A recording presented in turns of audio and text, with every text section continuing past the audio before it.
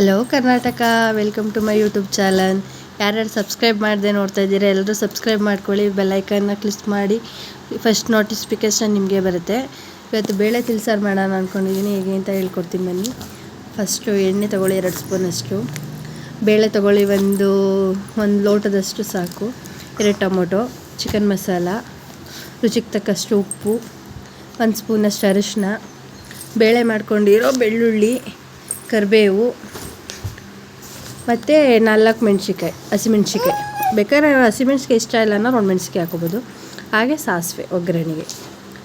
ಎಲ್ಲನೂ ನೀಟಾಗಿ ನೋಡ್ಕೊಳ್ಳಿ.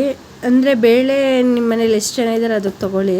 ನಾನು ಇಲ್ಲಿ 1.5 ಲೋಟದಷ್ಟು ತೊಗೊಂಡಿದ್ದೀನಿ. ಹೇಗೆ ಮಾಡೋದಂತ ಹೇಳ್ಕೊಡ್ತೀನಿ ಬನ್ನಿ. First cooker ಕಾಯಕ್ಕಿಡಿ.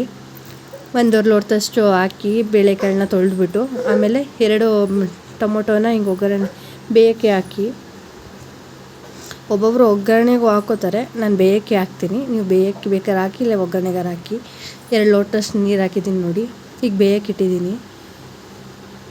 ಆಮೇಲೆ ರುಚಿಗೆ ತಕ್ಕಷ್ಟು ಉಪ್ಪು.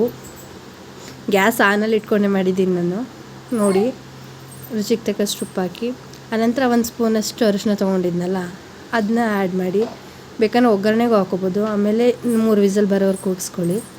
ಅಷ್ಟರಲ್ಲಿ ಸೈಡಲ್ಲಿ ಒಗ್ಗರಣೆ ಕುಟ್ಕೊಳ್ಳೋಣ ಅಂದ್ಬಿಟ್ಟು ಎಣ್ಣೆ ಕಾಯಕ್ಕೆ ಇಟ್ಟಿದ್ದೀನಿ. 2 ಸ್ಪೂನಷ್ಟು ಎಣ್ಣೆ.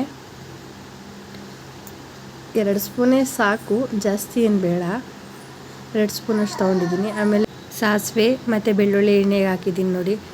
ಗೋಲ್ಡ್ ಕಲರ್ ಕಾಣ್ತಾ ಇದೆಯಲ್ಲ, ಹಂಗೆ ಬಂದರೆ ಸಾಕು. ಆನಂತರ ಮೆಣಸಿನ್ಕಾಯಿ ತೊಗೊಂಡೆ, ಮೆಣಸಿನ್ಕಾಯಿ ಹಾಕ್ತಾಯಿದ್ದೀನಿ. 4 ಮೆಣಸಿನ್ಕಾಯಿ ತೊಗೊಂಡಿದ್ದೀನಿ ನಾನು. ನೀವು ಸ್ವಲ್ಪ ಖಾರ ಬೇಕು ಅನ್ನೋರು 2 ಮೆಣಸಿನ್ಕಾಯಿ ತೊಗೊಳ್ಳಿ. ಅದನ್ನ ಸ್ವಲ್ಪ ಎಲ್ಲ ಬಾಡಕ್ಕೆ ಬಿಡಿ, ಒಂದು 5 ನಿಮಿಷ ನೋಡಿ. ಈಗ ಆಮೇಲೆ ಕರಿಬೇವಿನ ಸೊಪ್ಪು ಆ್ಯಡ್ ಮಾಡಿದ್ದೀನಿ ನಾನು ನೋಡಿ. ಎಷ್ಟು ಚೆನ್ನಾಗಿ ಕಾಣ್ತಾ ಇದೆ ಮೆಣಸಿನ್ಕಾಯಿ. ಸ್ವಲ್ಪ ಅಂದರೆ ತುಂಬ ನಾನು ಡ್ರೈ ಮಾಡೋಕ್ಕೆ ಹೋಗಿಲ್ಲ. ಆಮೇಲೆ ಇದು ಮೆಣಸು ಮತ್ತು ಜೀರಿಗೆ ಪೌಡರ್. ಇದು ಒಬ್ಬೊಬ್ಬರು ಹುರಿದ್ಬಿಟ್ಟು ಬೇಕಾದ್ರೆ ಹಾಕೋಬೋದು, ಇಲ್ಲಾಂದ್ರೆ ಹಾಗೇ ಗ್ರೈಂಡ್ ಮಾಡ್ಕೋಬೋದು ನಾವು. ಆಮೇಲೆ ಚಿಕನ್ ಪೌಡರು 2 ಸ್ಪೂನಷ್ಟು ಆದರೆ ಸಾಕು. ನಾನು ಸ್ವಲ್ಪ ಖಾರ ಇರಲಿ ಅಂತ ಅಂದ್ಬಿಟ್ಟು ನಾನು 3 ಸ್ಪೂನ್ ಹಾಕ್ಕೊಂಡಿದ್ದೀನಿ ನಾನು.